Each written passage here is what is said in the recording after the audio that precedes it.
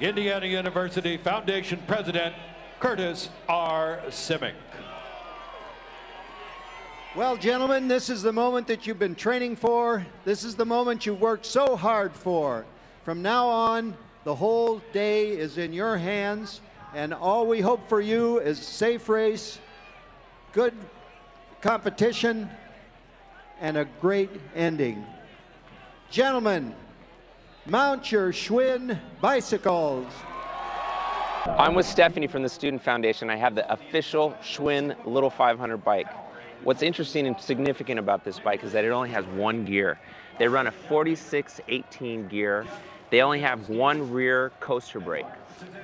On top of that, each team is required per the rules to use the same bike.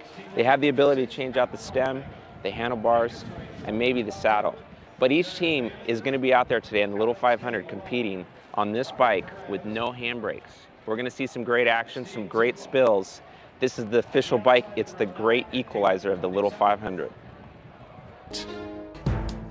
Months of preparation and hard work, becoming a team worthy to win. One of the most challenging bike races you will ever see. An unmatched college tradition, decades in the making. It's the 58th running of Indiana University's Men's Little 500.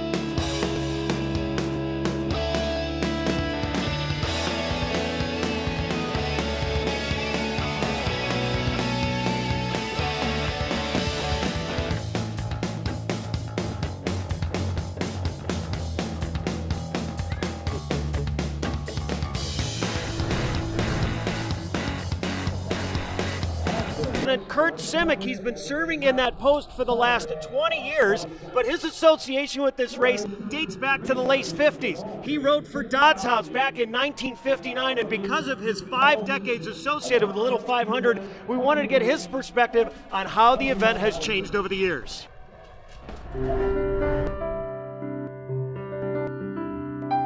came here in the summer of 1959, nearly 50 years ago already. My first race, it was all mysterious, and in those days we didn't have this nice stadium with wide turns. We had a very narrow stadium that was a track built around a football field. We were competitive. I think we ended up 10th in the race that year, and in today's world, if you're in the top 10 or 15, you've done a good job. Actually, we weren't nearly as good as these riders are, and nearly as good as these teams are now. I think the biggest difference is the depth of quality of the riders and the teams. It gets better and better because there's more experience around, there's more experienced coaching around. And when you have good coaches and they understand how to develop the strategy as well as to develop the training regimen, you end up with just much more sophisticated riders. Here are these wonderful, talented young people who are giving their time and energy not just to be active and do something, but because this ends up being a critically important piece of campus life in the sense that it raises money for students who are working their way through school. What we're trying to do is teach philanthropy through event fundraising. It's a complex enterprise. It really is quite complex to put on something of this magnitude, from everything from the communications on the field to relating to the larger public through television and a variety of other ways, to just the timing and scoring mechanism, which is quite complex. So they do learn a lot. They do have that opportunity. And like anything else, the more they put into it as an individual, if any one of them puts into it, the more they get out of it. This is it. That last lap, man, I tell you, it's so crazy because the last few laps right before you get to it, like, it doesn't seem very loud. And then right when that white flag throws, everything is so loud and the crowd is just going nuts, and you can't hear anything aside just, it's ridiculous.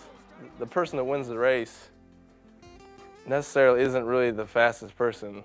You know, it's the person that uses their energy at the right times and at the right moments, you know, and knowing when to strike and when to lay off.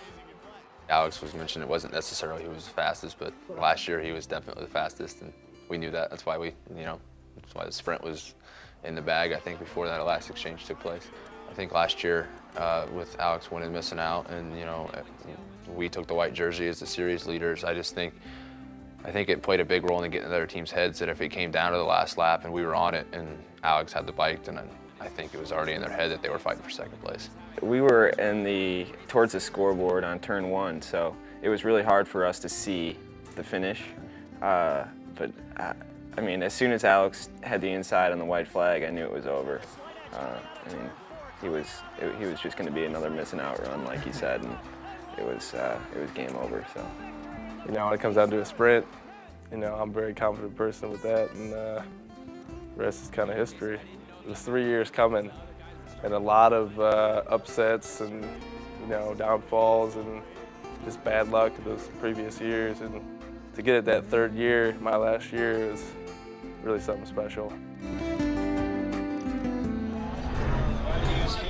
Last year, Cutter's winning for their 8th time. That tied them for the most. The Student Foundation was put together on the premise that if we can engage students while they're here as undergraduates in a constructive way with the university, they'll stay interested in the university. On the track, you're just colleagues, and you're out there competing, and you become friends across the board. And I have friends, probably partly because of my job now, because I can stay in touch with them, but it's also true, friends who we've been in touch for 50 years. 50 years. It really gave me my handle, it gave me my hook to the university because of the bike race. And so it's been a critical part of my whole undergraduate life, and then from then on.